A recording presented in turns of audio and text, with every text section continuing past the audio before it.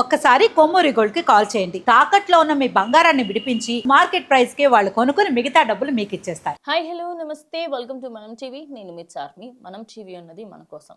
అసలు మీరు ఫ్యాన్సేనా? నిజంగా ఫ్యాన్సా మీరు? ఆయన ఓపికని ఇంకా ఎన్నిసార్లు టెస్ట్ చేస్తారు? నార్మల్గా ఆయన వచ్చినప్పుడే ఆయన మీద పడిపోతూ ఉంటారు. కానీ చేతిలో ఒక పాప ఉన్నప్పుడు ఖచ్చితంగా చూసుకోవాలి కదా. మనం ఎంత ఫ్యాన్స్ అయినా కూడా ఆయనకి సంబంధించి ఆ చిన్న పాపకి ఏమైనా అయితే అప్పుడు మీరు రెస్పాన్సిబిలిటీ తీసుకుంటారా అనేది ఇప్పుడు ఇదే వాదన ఎక్కువ మందిలో వినిపిస్తుంది. దానికి గల కారణం ఏంటి అంటే మనందరికీ తెలుసు, రామ్ చరణ్కి ఇద్దరు ట్విన్స్ పుట్టడం జరిగింది. ఒక బాబు ఒక పాప. అందరూ కూడా చాలా హ్యాపీగా ఉన్నారు. అందరం కంగ్రాచులేషన్స్ కూడా చెప్తున్నాం.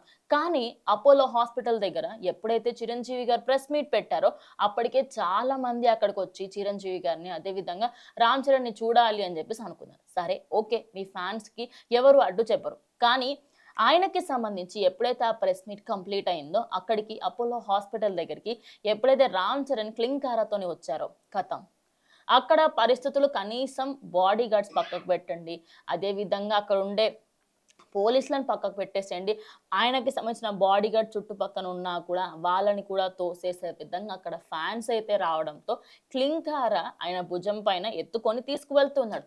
ఇదే మీరు చేసేది ఒక ఫ్యాన్గా?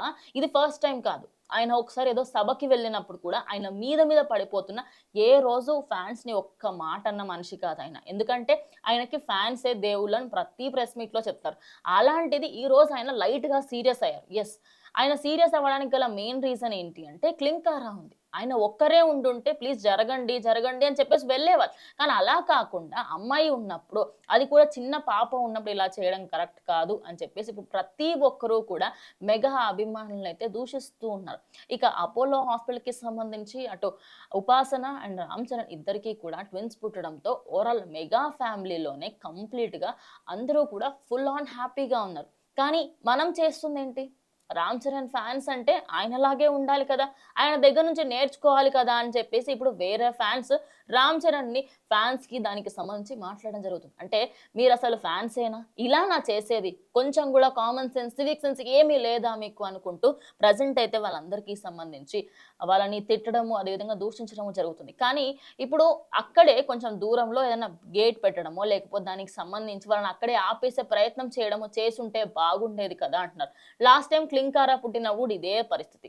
అక్కడికి ఫ్యాన్స్ ఎక్కువగా మంది వచ్చేయడంతో కంప్లీట్గా అక్కడ ఏంటిది, ఎందుకు ఇంతగానం మంది వస్తున్నారు, సరే ఆయన చూడాలనుకుంటున్నారు ఒప్పుకుంటాం, రాబోయే యువ సామ్రాట్కి సంబంధించి రాబోయే మెగా హీరోని కూడా చూడాలి అనుకుంటున్నారు, ఐ అండర్స్టాండ్. బట్ కావాలనే వీళ్ళందరూ కూడా వచ్చారు అన్నట్టుగా, అంటే ఆయనను చూడ్డానికంటే కూడా ఆయనని కొంచెం బాధించే విధంగానే ఉంది. ఒకసారి మీరు ఆ వీడియో చూస్తే మీకే అర్థమైపోతుంది.